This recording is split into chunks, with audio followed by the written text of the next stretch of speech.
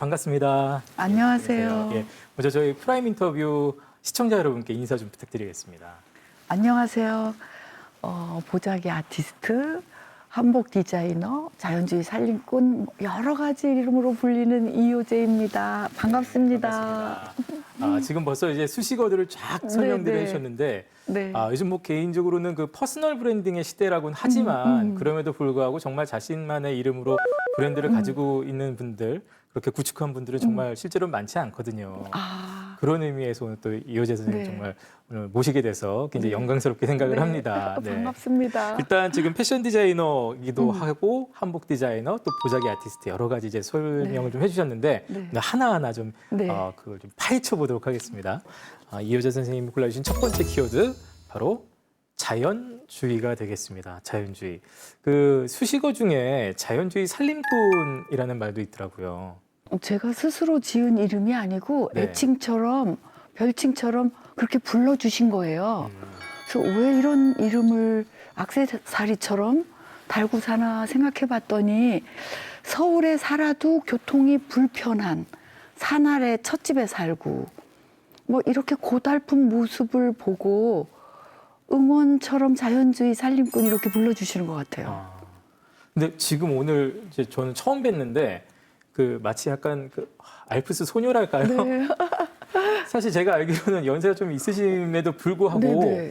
전혀 연세를 가늠할 수 없게 너무 젊어 보이시고 소녀 같아 보이십니다. 저 나이 얘기해도 돼요?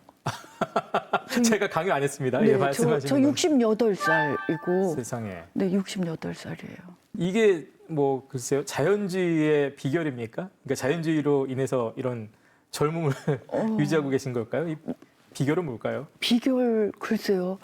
굳이 저 보면 제가 지금 뒤 산이 국립공원이거든요. 병풍처럼 쌓여 있고 제가 그 풍 속에 살고 있는 산 속에 사는 거 아무래도 공기, 물 뭐 이런 영향이 있지 않을까요? 네.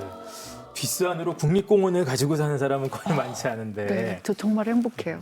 서울하고 충북하고 그러니까 서울하고 괴산하고 이제 오 가시면서 제가 활동하신다고 네. 알고 있는데 혹시 괴산이 그럼 고향이십니까? 아니 저는 이제 가장 오지를 찾으니까 그게 괴산이었고 출퇴근이 가능한 2시간밖에 안 걸려요. 2시간 밖입니까? 네. 그래서 2시간밖에 안 걸리기 때문에 출퇴근이 가능하고 저는 정말 이제 사랑에 빠진 도시죠. 그러면 괴산으로 또 이렇게 보금자리를 또 하나를 그 정하신 네. 지는 얼마나 되셨습니까 지금? 이제 6년째 됐어요. 6년. 저는 그 날짜도 기억해요. 2020 1월 10일 날 괴산이구나 이렇게 왔다가 살게 됐죠. 그때가 계절로는 한겨울인데 한겨울이었고. 괴산 춥잖아요. 또 그 산이 있고 하니까. 그래서 좋았어요. 그래서 좋으셨어요. 예, 누드 산을 봤고요. 그 산에 홀렸고 그 산이 저를 꼬신 거죠. 산이 나를 기다리고 있었네 이렇게 반하게 됐죠. 조선시대 선비가 귀향을 왔던 곳, 뭐 이런 곳이에요. 네네. 그러니까 역사 스토리가 있으니까 서울에서 친구들이 오면 마시를 가게 돼요. 네. 그러면 또 이제 고향 떠나서 시골에 와서 사는 이들의 이제 푸념도 들어주고 그러다 보면 야 우리 술 좀 담을까? 이러면서 같이 술 담고 그럼 술은 또 혼자 먹을 수 없거든요. 네. 그래서 또 누군가를 기다리게 되고 불러 모으고 술도 담고 차도 마시고 마치 괴산 소녀처럼 지금 아름답게 네. 지금 자리하고 계신 이효재 선생님과 함께하고 있습니다. 자, 그럼 저희가 두 번째 키워드를 함께 만나보겠습니다. 두 번째 키워드는 바로 한복이 되겠습니다. 이거는 뭐 나올 수밖에 없는 네. 키워드일 것 같습니다. 워낙 또 한복 디자이너로서도 유명하시기 때문에 한복 디자이너로 유명하신데 그 어떤 근원이 어렸을 때 한복집 딸로 불렸다는 얘기 제가 들었어요. 옛날엔 그냥 한복집 뭐 이렇게 불리던 시절이었고 이제 어머니가 솜씨가 좋으셔서 한복집을 하셨고 그 시절엔 학교 담임 선생님을 만나러 가도 네. 학부모님이 예쁜 꽃무늬 한복을 입고 인사를 가는 그런 시절이었거든요. 네네. 한복이 일상이던 시절의 한복집 딸이었고요. 어머니는 늘 궁리하고 계셨죠. 항상 몰입하고 계셨고 언제나 일하는 모습을 본 거, 뭔가 만들고 계셨고 옛날엔 농번기엔 혼인을 안 해요. 한복집은 봄, 가을 혼수철이거든요. 그럼 농한기에 짜투리천 다 모아서 아이 이불 만들고 베갯모 만들어서 이웃하고 나눠 가졌던 거. 그리고 소풍 가는 날 이제 뭐 없는 집들 보자기로 싸서 도시락도 2개, 3개 싸서 나눠줬던 거. 근데 그 당시는 그게 행복하지 않았어요. 왜 이렇게 나한테 짐을 들려서 보낼까, 뭐 이런 것들. 근데 지금 그 모습이 저가 된 것 같아요. 그렇게 자라나서 결국 어머님이 하시던 한복집을 이어받으셨던. 예, 그대로 하기 때문에, 예. 그대로 물려받았기 때문에 굉장히 자연스러웠어요. 그냥 시냇물이 흘러가는 것처럼. 네. 네. 근데 한복집이라는 게 고객의 그 주문을 받아서 네. 한복을 만드는 것도 있지만 거기서 이제 한복 디자이너로서 가는 건 또 다른 어떤 예. 영역이잖아요. 그런 건 이제 스토리와 함께 패션쇼를 하고 네. 작품집을 내고 이럴 때 이제 창조적인 창작을 하고요. 보통 혼수 한복은 주문 제작을 하기 때문에 네. 뭐 장소에 때에 맞게 주문 제작하기도 하고 그러면은 다양하죠. 한복 전시회도 사실 요즘도 한복 전시회라고 하면 좀 생소하긴 한데요. 네. 한복 전시회도 여러 차례 여셨겠는데요. 네, 제가 기억나는 건 스와로라고 하는 그게 러시아 사람 이름이래요. 근데 여성분들은 잘 아실 텐데 아주 투명하고 보석 반짝이는 브랜드? 예. 그런 수정에 가까운 그 브랜드거든요. 네네. 근데 그 브랜드에서 한복과 같이 콜라보 좀 하자. 뭐 이럴 때 정말 기쁘죠. 재료 걱정 안 하고 원 없이 네네. 만들어 볼 때. 그럴 때 기쁘고 그게 환경인 것 같아요. 제가 산속에 살고 있었기 때문에 주제를 연잎에 고여 있는 이슬방울을 표현을 했거든요. 보석으로. 예, 그랬을 때 주위 반응이 국경을 초월해서 아, 연잎에 아침 이슬이 담겨 있구나. 뭐 이렇게. 모두가 함께 느끼더라고요. 그럴 때 보람 있죠. 아마 궁금하신 분들 지금이라도 네. 이효재 선생님 이렇게 포털 사이트 네. 통해서 찾아보시면 네. 사실 지금 오늘 입고 오신 요 복장 그대로 모습이 제일 좀 대표적으로 뜹니다. 네. 그러니까 대표하시는 저도 이제 사진 보면은 네. 하얀 블라우스에 이렇게 검은색 치마. 네. 근데 궁금한 게 이게 약간 트레이드마크처럼 지금 네. 저는 느껴지는데 그런 한복 전시라든지 할 때도 혹시 이 복장을 트레이드마크를 계속 고수하십니까? 네. 아 그러세요? 예, 그 이유가 예, 한복 패션쇼를 하면 옷이 다 울긋불긋해요. 그렇겠네요. 예, 그리고 궁중 의상을 할 경우에는 금박까지 찍혀 있기 때문에 어마어마하게 화려하거든요. 네, 네. 그럴 때 한복쇼의 그 규칙 같은 게 마지막에 꼭 무대에 올라가게 돼 있어요. 디자이너가 네, 예. 박수 받고. 예. 이럴 때 제가 같은 색깔의 옷을 입으면 모델들 키가 되게 85, 뭐 70 되기 때문에 네네. 저가 어디 있는지 안 보여요. 그래서 저는 선비의 멋과 화선지를 상징하는 옷을 만들겠다 해서 모델들도 옷도 돋보이고 저도 아 디자이너구나. 그래서 다른 차별을 주기 위해서 만든 옷이에요. 이게 보면 이렇게 주머니가 있어요. 네. 그래서 주머니는 빨개요. 주머니는 빨개서 우리 보통 임금님이 이렇게 글을 쓰시면 나중에 이렇게 낙관을 찍고 글을 쓰면 낙관을 찍고 네. 도장의 인주가 되게 빨간색이거든요. 그렇죠. 그런 의미로 제가 이렇게 주머니는 빨간색인데 사실은 이게 물고기를 상징하는 모양이고요. 모양이요? 지느러미. 한국에서는 선비의 멋과 화선지라고 얘기하고 네. 외국에 나가서 패션쇼를 할 때는 북극의 펭귄 옷이라고 얘기해요. 네. 그래서 해외 나갔을 때는 지구 환경 얘기를 하면 가장 집중하시거든요. 네, 네. 그래서 여기 이렇게 만지면서 이거 펭귄이에요 이러면 너무 열광하고 좋아해 주세요.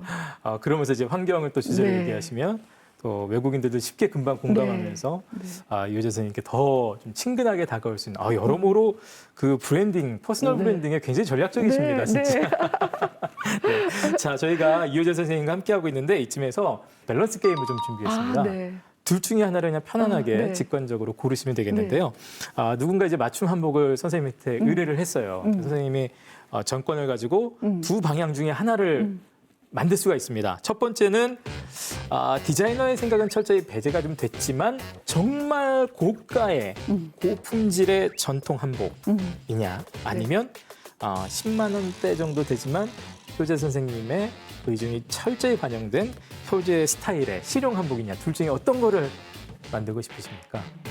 저는 이건 생각할 것도 없이 비싼 한복을 주문 받아서 원하는 대로 해드릴 거예요. 아, 그래요? 예. 정말 비싼 한복을 누군가 저한테 주문을 한다면 전 너무 기쁠 것 같아요. 밤새워 할 거예요. 밥도 안 먹고 할 거예요. 아니, 이유는 특별히 돈을 많이 주잖아요. 그럼 그 많은 돈을 가지고 실용 한복을 한 10벌 만들어서 막 이렇게 화재난 지역에 이렇게 이제 편리한 옷도 막 해다 주고 네네네. 함께 나눌 수 있잖아요. 그렇죠? 해마다 언제나 수혜를 입게 되고 이럴 때 함께 나눌 수 있기 때문에 저는 비싼 한복 옷 무조건 좋아해요. 무조건 고가의 다 전통 해드릴게요. 한복도 멋지게 만들고 네, 다 그걸 통해서 해드릴게요. 얻은 수익으로 정말 또 좋은 네, 실용 한복도 네. 만들어서 또 많은 분들께 네. 좀 나누고 싶은. 네. 아, 이게 제가 밸런스 게임인데 던지고 나니까 굉장히 우문이 됐습니다. 네. 현답이 왔고. 예. 그러고 보니까 이제 한복 얘기를 계속 하고 있었는데 네. 물론 이제 어머니 때부터 한복집 그 환경에서 자라긴 하셨습니다만 한복이라는 게 그럼 지금 어떤 의미일까요? 서울에 가면 저가 서울에 저희 집에 가려면 꼭 경복궁 앞을 지나가거든요. 네네. 그러면 대여 한복을 입고 그 유명 브랜드 커피를 들고 지나다녀요. 외국인들이. 네, 맞아요. 요즘 그러죠. 네, 그러면 다들 어른들이 걱정을 해요. 저 한복은 한복이 아니다. 막 이러고 걱정을 하세요. 네. 근데 저는 그것도 예쁜 거예요. 한복이라고 불리우기 때문에 외국 아이들이 한국을 한번 오려면 2년씩 알바를 해서 돈을 모아야 온대요. 그러니 우리가 생각하는 아름다운 한복을 빌려 입을 수가 없는 거예요. 아, 그래. 저 친구들이 30년이 지나면 안목도 경제력도 같이 성장해서 정말 아름다운 한복을 입겠구나. 그래서 참 기다려주는 게 필요하다고 생각을 하고 그 좋고 나쁘고 아름답고 예쁘지 않은 거를 굳이 따진다면 그냥 한복이라고 불리우는 자체가 저는 좋아요. 아, 이것도 굉장히 또 예상 외입니다. 저는 네. 사실 이제 요즘 말씀하신 대로 길거리에서 젊은 친구들도 외국인도 그렇고 이렇게 가서 한복 빌려 입고 네. 이렇게 맛있는 거 먹으면서 네, 네. 즐기는 뭐 좋아 보이기도 하지만 사실 한복 관련돼서 종사하시는 분들 특히나 패션 디자이너 분들은 조금 더 그런 거 어떻게 보실까 싶었는데 네. 이효정 선생님 대답은 또 좀 뜻밖의 네. 굉장히 열려 있는 대답이셨어요. 네. 예. 그래서 굳이 특징을 얘기하자면 한복은 평면 옷이거든요. 그래서 어릴 때 외갓집, 친가집 가면 반다지에 평면 옷을 포개서 보관을 해요. 그게 이제 우리 주택 구조하고도 관계가 있죠. 그래서 그런 평면 옷인 거. 그리고 옛날엔 단추나 자크가 없었기 때문에 네. 다 옷고름을 맸던 거. 그래서 바람이 불면 바람결에 옷이 날개옷처럼 보였던 거. 네네네. 며칠 전이 초파일 행사였어요. 무대 의상 때문에 과거형 옷을 해서 무대에서 움직이는 선만 봐도 제가 설레이는 거예요. 정말 선녀의 날개옷 같고 네. 보는 이가 더 아름다운, 입은 사람보다 보는 이가 더 아름다운 옷이 한복이 아닐까. 그건 옷고름 때문에 자크 단추가 없던 시절 옷이기 때문에 그렇지 않은가 이런 생각을 해서 참 아름답죠. 아, 여기서 하나 제가 또 물러설 수 없죠. 밸런스 게임 네. 한번 더 준비하겠습니다.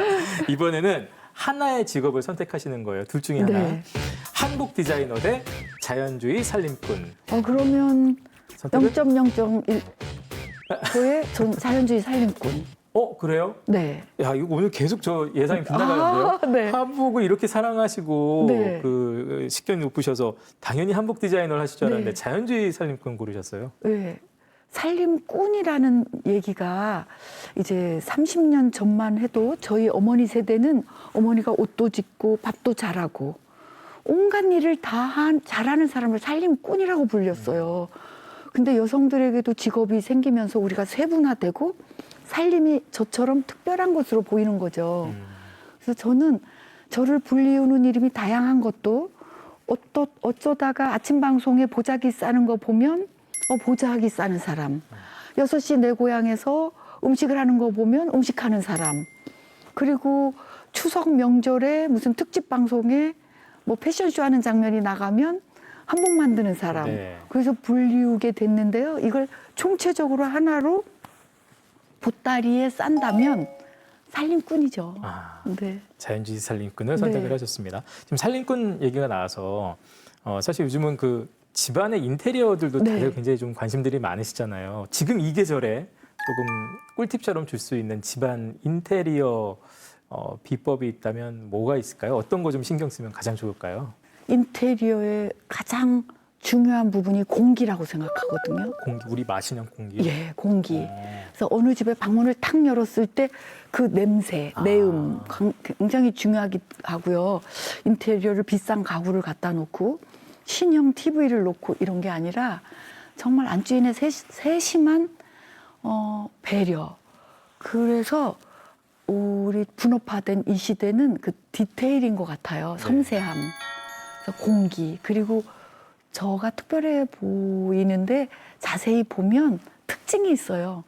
돈이 안 들어. 그래요? 네, 제 인테리어는 돈이 안 들고요.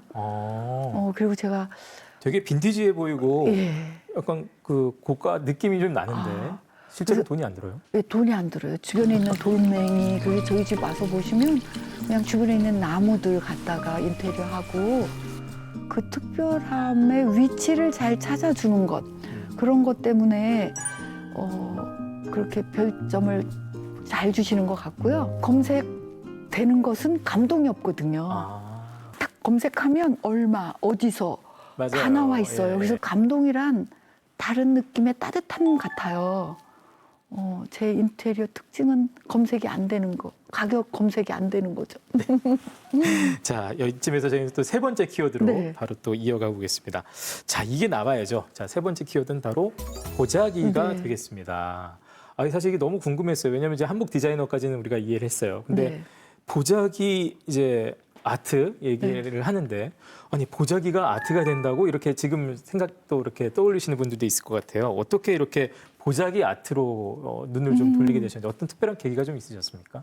제 직업의 궁극적인 목적은 아름다움이거든요. 얼마나 더 예쁘게 해서 그 기억 속에 보따리는 우리 다 역사책에서 많이 보셨죠. 전쟁통에 이고지고 어느 날 이거 어떻게 만들었어요 이러는데 어린 시절에 고모를 보고 사랑은 느꼈는데 약간 애틋했던 것 같아요. 고모의 사랑 같은 거 보따리에서 풀러나는 네, 네. 온갖 산의 진미를 보고 친정에 올 때 바닷가에서 얼마나 이고지고 왔겠어요. 네, 네.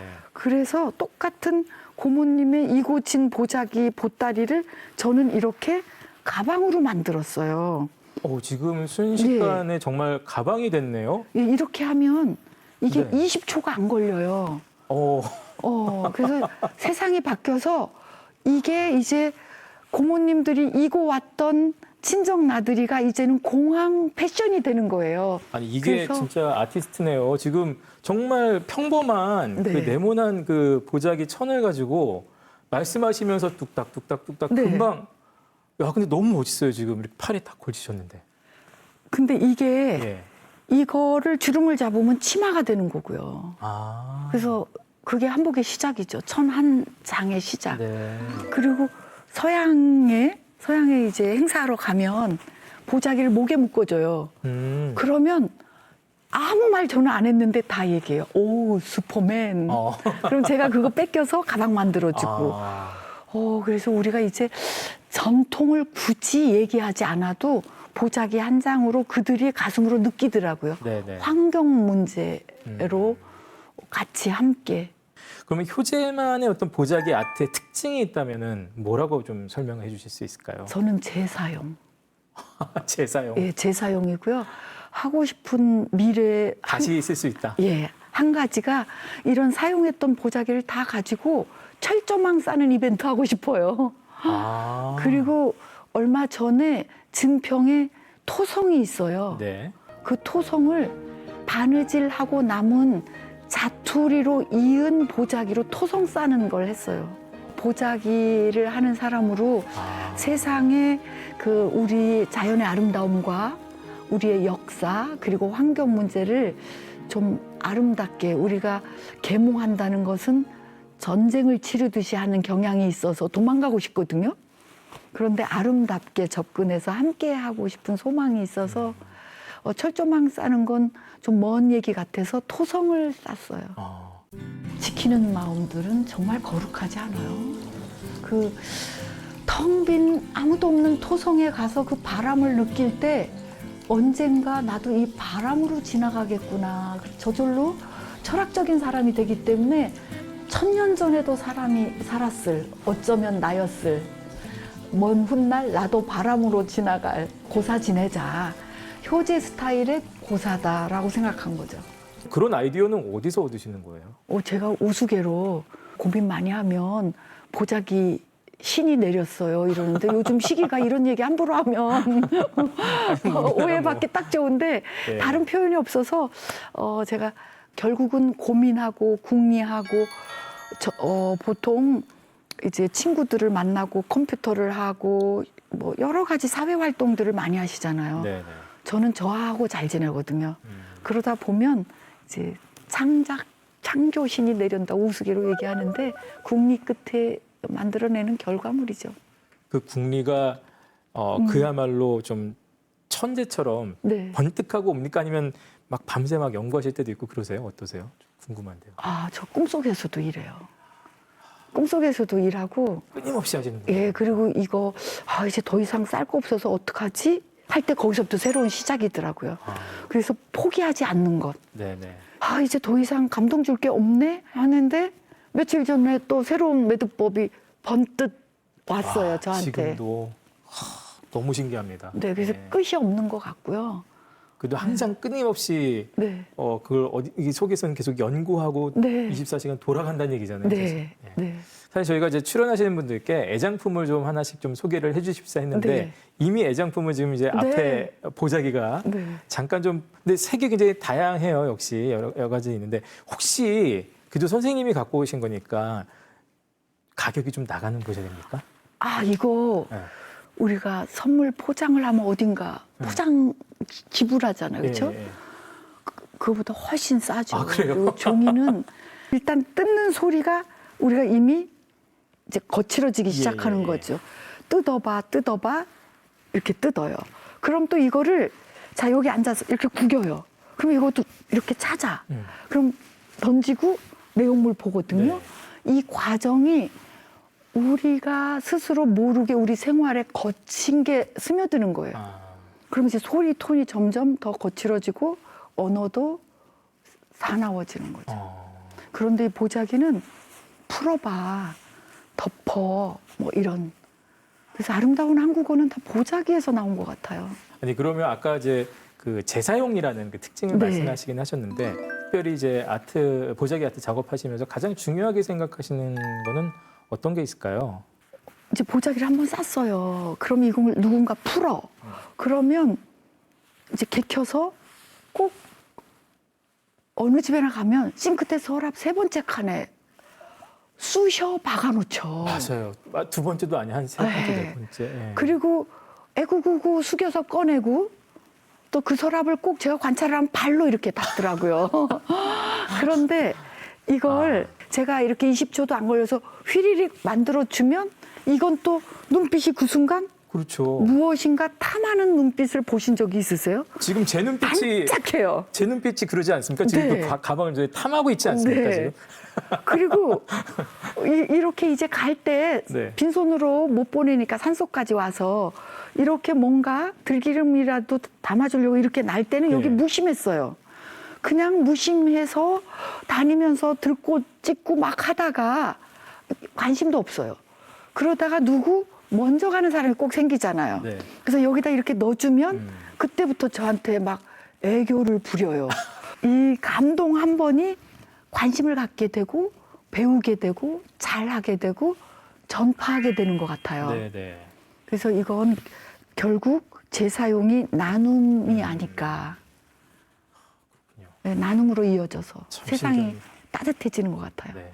그러니까 참 그 흔한 네. 그 재료인데 그걸 가지고 정말 가치 있는 누구나 탐하고 싶은 그 눈빛으로 네. 돌변하게 만드는 것이 이 디자이너의 또 역할 아닌가 하는 생각도 좀 해봅니다. 자, 저희가 오늘 이효재 선생님하고 함께하고 있는데 이제 어느새 또 마지막 키워드 차례가 됐습니다.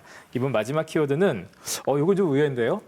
초정이라는 키워드입니다. 네. 초정. 근데 제가 안 그래도 요즘 그 저기 SNS 하신 거 잠깐 보니까 요 근래에 올라온 특히 사진들 초정행궁 그 해시태그 걸려 있는 게 많이 있더라고요. 그래서 초정행궁 왜지 찾아봤더니 홍보대사세요. 네. 어떻게 하게 되셨어요? 5년째 홍보대사 5년째세요? 하고 있고요. 네. 그 초정의 역사 때문에 제가 이렇게 나이가 많이 먹고 보는 거 많고 뭐 강의하러 전국을 다니잖아요, 그렇죠? 네. 그러다 보면 찡할 일이 없어요. 이렇게 찡 화살 맞을 일이 별로 없는데 네네. 뭉클 뭐 이런 거 찡 화살 맞을 일이 인생에 화살을 몇 번 맞아 보셨어요? 뭐 감동적인 걸 말씀하신 뭔가 그 좀 마음을 흔드는 첫사랑, 첫눈 뭐 이런 것처럼 네네. 찡하는 게 별로 없어요. 많이 없죠. 그런데 초정 약수는 대한민국 사람이 다 아는 브랜드예요. 네네. 초정 약수. 안 와본 사람도 초정 약수 들어본 적 있어 이러거든요. 근데 이 초정 옆 동네 이름은 또 풍정이라는 동네래요. 이름도 네. 너무 예쁘죠. 그런데 저를 이렇게 찡하게 했던 건 그렇게 교통이 불편하던 시절에 세종대왕께서 눈병 치료차 오셔서 네. 훈민정음을 마무리하셨대요. 맞아요. 근데 그걸 4번이나 다녀가셨다는 거예요. 네네. 그랬을 때 온갖 불편함 막 이런 게 그 시절에 느껴지는 거예요. 그 뭉클함, 한글을 마무리했다는 역사성, 그리고 지금도 그 물은 여전히 그 시절 물인 거예요. 그렇죠. 네. 그래서 제 친구들은 괴산에 오면 제가 막 우겨서 고개 넘어 이제 초정 가서 궁전 한 바퀴 둘러보고 그렇게 하고 가죠. 그리고 행궁이 있는 도시는 우리나라에 몇 개 되지 않아요. 네. 이건 엄청난 자원이거든요. 그러네요. 그래서 전 지금도 초정 행궁과 사랑에 빠져 있고요. 일주일에 한 번씩 매주 목요일 네. 2시에 강의하고 있어요. 5년째. 5년이나 지금. 예, 그리고 제가 저한테 칭찬하는 거 있어요. 네. 올해 가을 9월에 대한민국 보자기 대회를 개최하게 됐어요. 청주에서. 그 초정에서요? 아니요. 청주에서? 공예 비엔날레에서 네. 기간 중에. 그래서 축하드립니다. 제가 저한테 막 칭찬해요. 효재야, 너 고개 넘어 5년 다니면서 대회 개최하게 됐구나.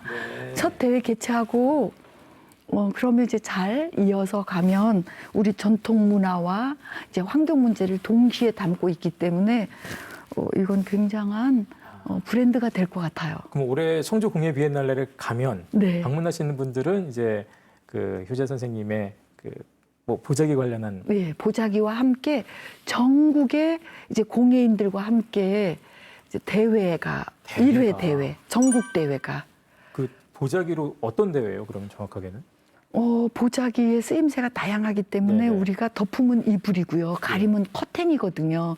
근데 지금은 이렇게 환경 문제가 심각한 이 시대에 맞게 환경을 생각하는 네네. 보자기 싸게를 가지고 이제 대회 1회를 개최하는 거죠. 너무 궁금합니다. 어떤 풍경이 펼쳐질지. 이건 엄청난 거예요. 네. 전국에서 청주 공예 비엔날레에 보자기 대회 출품하는 일이 생기는 거기 때문에 이게 잘 3년까지 이어지면 더 큰 일로 네, 축제까지 네. 이어지지 않을까 그런 염원을 가지고 1회 간절하게 시작하는 네. 거죠.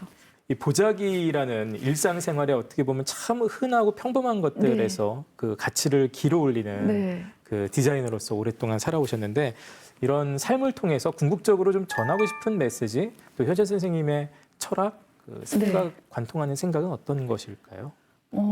지금 100살을 사는 첫 세대가 된 거예요. 제가 네, 건강 100세. 네, 네.